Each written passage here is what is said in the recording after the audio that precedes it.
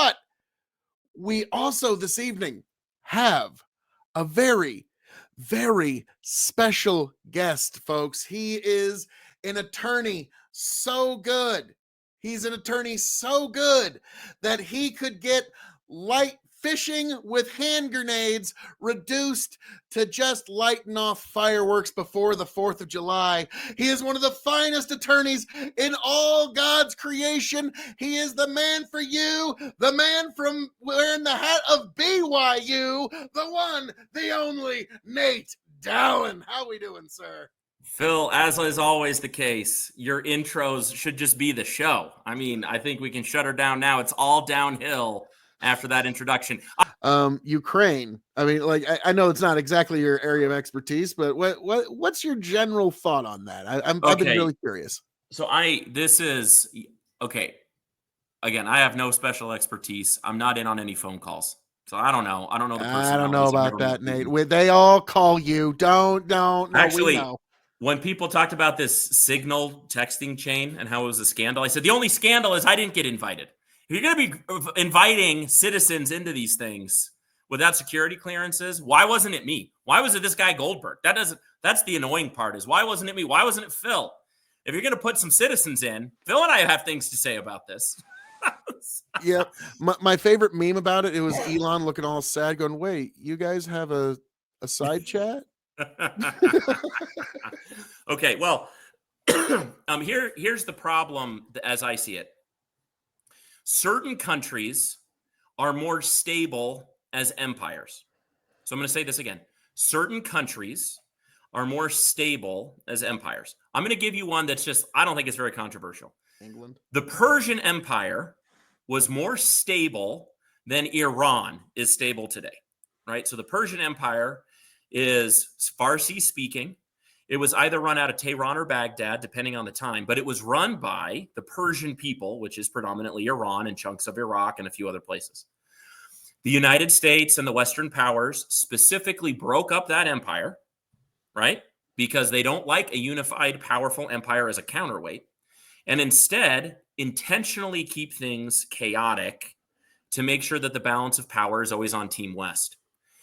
So that's what I believe has happened in the Middle East. The Persians, by the way, are not the only possible solution. There have been Arabian empires in the past, but same thing. They need more territory to be stable. Imagine for a moment, we're Nebraskans, Phil. Imagine if Eastern Nebraska and Western Nebraska really had a divorce. Both would be worse off. We would both be worse off for that. So the Western Nebraska folks, I know they feel a certain way about Omaha.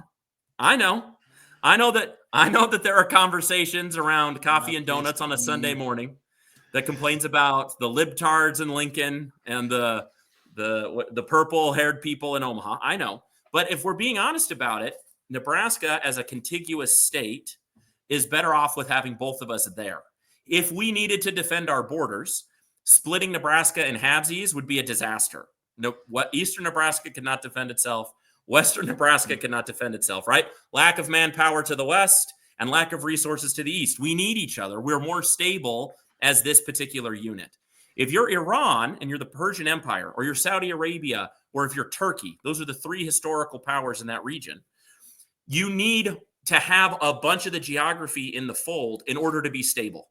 And the West has had an enormous incentive to keep those places unstable so that they don't have to have a huge military presence and fight big wars. They can just allow things to be unstable. Now, I think that's what happened at the breakup of the Soviet Union. So I think that the Soviet Union and Russia, the empire of Russia, is most stable when all of Ukraine, the Baltic states, chunks of Finland and Sweden, chunks of Romania, and even a little chunk of Germany, that geographic place is stable when it's under one regime. If it's not under one regime and it's broken up into little pieces, they're going to be inherently unstable. They're going to have a hard time getting along. They can't share resources, a bunch of other stuff. So if that's the case, now just go with this assumption for a minute. Again, I'm not super smart. People like to say that it was NATO encroachment that actually spurred Russia onto conflict. I think that's wrong. I think it was the moment that the wall fell and the West started splitting up the Russian Empire. It made all of those places unstable. The United States took some of those unstable pieces and flooded them with cash, free trade agreements, and security arrangements because they could not be stable on their own elsewise, right? So they push instability into Russia from the moment they win the Cold War. And now that the United States is starting to take a step back, in part because of incompetence, let's be honest, the prior administration wasn't super competent, invited a little bit of a conflict, right? While at the same time, the Trump administration is looking at this and going, why are we picking sides inside of a place like Ukraine when really there's no upside for us? If the Russian Empire reasserts itself, I could see why that's bad for Germany. But if it's a friendly Russian Empire to the United States, why is that really a problem? It costs us less. And heck, maybe we can cut a deal with Putin, right? So that's all the thinking on this. And so as the United States withdraws support from different regions of the world, the more natural, historic kind of situation in these geographic locations begins to reassert itself. So when you hear Putin, when he's talking to Tucker Carlson, when he's talking to his own media, he talks about the historic Russian Empire. He doesn't talk about the USSR, and he almost never mentions NATO. And that's for good reason. It's because if it wasn't Putin, I think other Russians would also say the world is a more peaceful and stable place when Russia is an empire versus when Russia is in little pieces and we're constantly in conflict with one another. So that's kind of my take. The United States is now, for the first time, reevaluating why are we shoving resources into these regions to maintain instability. Maybe it's time for stability. And I think that's actually Tulsi Gabbard's whole shtick. She's Team Syria because she thinks that a Turkey-Syria empire is the most stable situation for the Middle East, and it's not an Iran or it's not a Israel-led empire, right? So that's kind of my take on that. I don't know if you have. That was a lot of words. You can tell me what you think. No. I'll give my take here in just a minute. But Grow the Farm Up says, to be America's enemy is dangerous.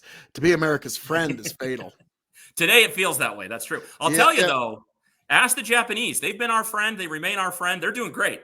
Like, it's not that complicated, I think. I think the Canadians and the Mexicans have screwed this up, but that's another aside for another day. My take is a little more simplistic than yours because you also got to keep in mind that crowd psychology is a part of it, so you can't overcomplicate it too much. Sure. Because I always keep in mind that, economies, militaries, nations, those are all psychological engines. And my take on this is Russia's trying to go back to some version, and I said this the day of the invasion, that they're trying to go back to some version of Berlin Wall 2.0, where there's this little geographical spot, wherever it is doesn't really matter. Like where the spot is irrelevant. The fact that they just need the spot where we play political hopscotch around for 25 years. And they, in their mind, like in the Russian baby boomers' mind, they can make sense of the idea of that is the West being contained. They think it's like, okay, they're behind that wall, they're on the other side of that wall, the West is contained, they will move no further than that.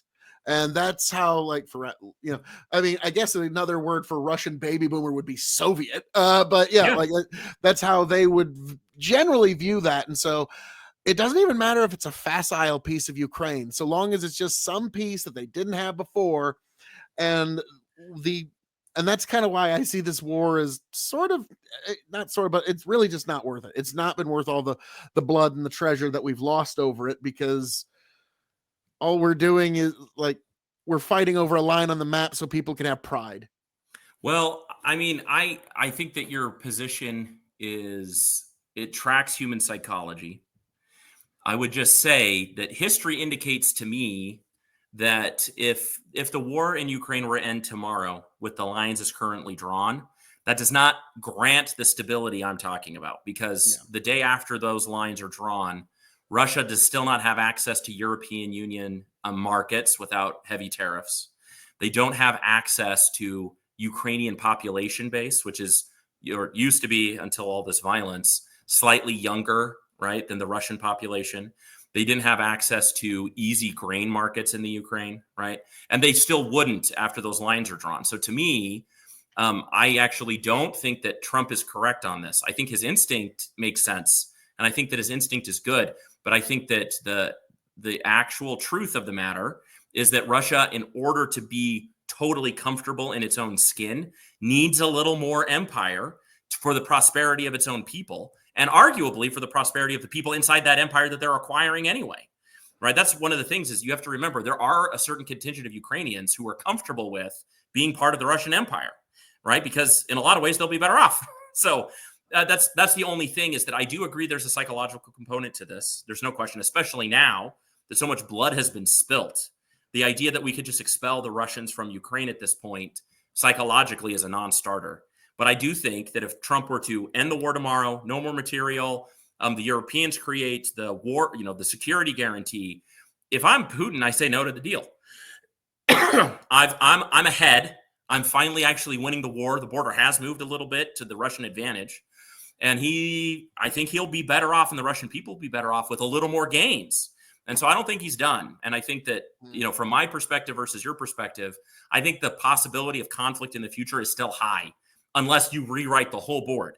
If you, Phil, were to say, we're going to end the war tomorrow and we're going to kick a couple of these countries out of the EU and create a new trading bloc with Russia that doesn't require an invasion.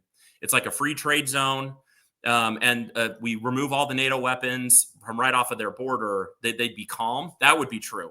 But that extra layer of necessity, I don't think those countries are giving that up to the psychology of the moment, kind of to your point. Yeah. Now, here's the problem. Well, for those countries, anyways, is reality is the problem. If America says you're gonna do it, you kind of have to do it. It's like that's like welcome to the big boy games here. But to me, it's like, okay, I have a daughter that's almost an adult. Okay. And so I very much worry about okay, is her and her generation going to get marched off because of this stupid Ukraine conflict that should have been solved a long time ago? And so when you're talking about their stability and what's possible for stability, so basically what you're saying is either a few extra countries drop out of the EU and make a trading bloc, or Putin just takes over all of Ukraine. And those are about the only things that would kind of satisfy him. I think that's right. I think that you've just nailed it. And by the way, sadly for Europe, they've never had huge long stretches of stability because guess who to the West also needs those same lands to be stable? The freaking Germans. And the Germans right now, they've been pussies for 40, 60 consecutive years. And that's because the United States more or less took the strong arms of Germany and put them in slings and have let them atrophy. But if Germany decides to kick itself in the butt, abandon ship on a lot of the stupid that it's been doing for the last 60 years, go back to its nationalistic roots. Phil, how many times have the Germans found a way to crack parts of the Russian Empire? The sad news is that I don't think Europe can be stable unless Uncle Sam draws the lines. And that's a sucky situation. And to your point, here's what I think happens if we just left Europe tomorrow. Russia would get back its empire over the next, give it 5 years. At that 5-year mark, Germany will have truly rearmed. They'll be scared pissless. And then they will rediscover German nationalism and fully rearm. At that time, they'll start licking their lips and saying, wait, I think we're actually really good at killing Russians. We're actually really good at this. We've forgotten it. We've been in slumber for a long time. And then they're staring at each other. And then you have the potentials for a nuclear exchange. Not a big one. I'm not talking about Berlin and Moscow will get nuked. I'm talking about artillery shells, tapped with uranium, making the boom boom 4 times bigger. But then that's one more little step. We cross that threshold. We're using small nukes in the field. How long before we make a worse decision as people? So wait, so this time in the seemingly never-ending war between Germany and Russia, this the time Bavarians around, and the Ruskies, the United States would be on the side of the Germans? No, actually. So first of all, it depends who's in charge. General Patton would be happy. Well, that's right. The answer to your question is it depends, right? If Trump is in charge when all this stuff is happening, then he's going to do whoever gives us the best deal. So it's totally transactional in his mind. And by the way, got the best real estate. Yeah, that's right. I'm going to get a Trump Tower in northern Russia, Moscow, and southern Russia, and in Kyiv. This is great. No, but all joking aside, right now, if you were to just take those 3 pillars we talked about before, which are America first, it's a cultural movement against secularism, and it is working class based. Who's a better natural ally, the Russians or the Germans today? A lot of people would probably view that as Russia. In that, because I think so too. Now, I'll never forget, I read this on Twitter where somebody said, okay, as a German, I just want to be very clear that the world wants us to build a military, That's right. march across Poland, and invade Russia. I just want to write this down now in case That's there's right. any confusion in the future. Okay. That's right. I mean, and if I were to criticize some of the things that Trump has said, this would be one of the criticisms. I would tell President Trump, if you are begging France and Germany to arm themselves to the teeth, then they will use their shiny playthings. They will also feel this impulse to reestablish empire, right? I believe that the United States more or less turned off imperialism for anybody but us. We were still working on a financial imperialism. We were working on a globalistic imperialism. Our imperialism was sort of the weirdest because it wasn't for the benefit of its citizens. It was just the benefit of its elites or something. It was like a very confusing kind of imperialism. But nonetheless, it was a version of imperialism. If we decide to turn off our own imperialism, there's sort of this vacuum that will be refilled by the Europeans. And doesn't stop there, Phil. You can look to Asia, you can look to the Middle East, and you have to start asking yourself the question, which empires will start to reassert themselves? I'll tell you what, the Japanese are real good at killing the Chinese.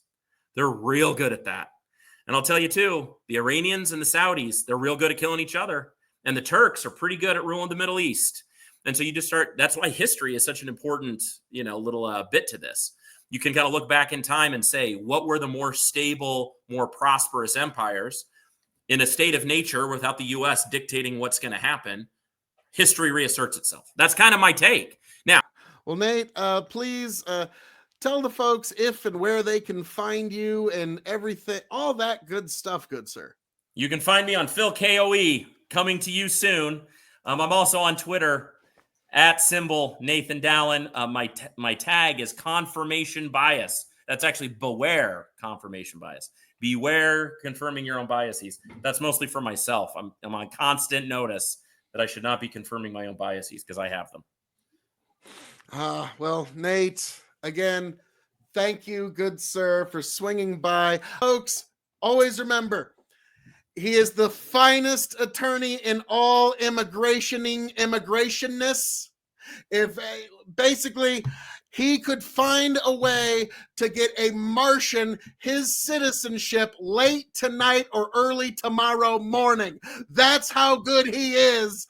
The one, the only Nate Dallon. Thank you, sir. Thank you. Thank you, Phil. Love you. God bless.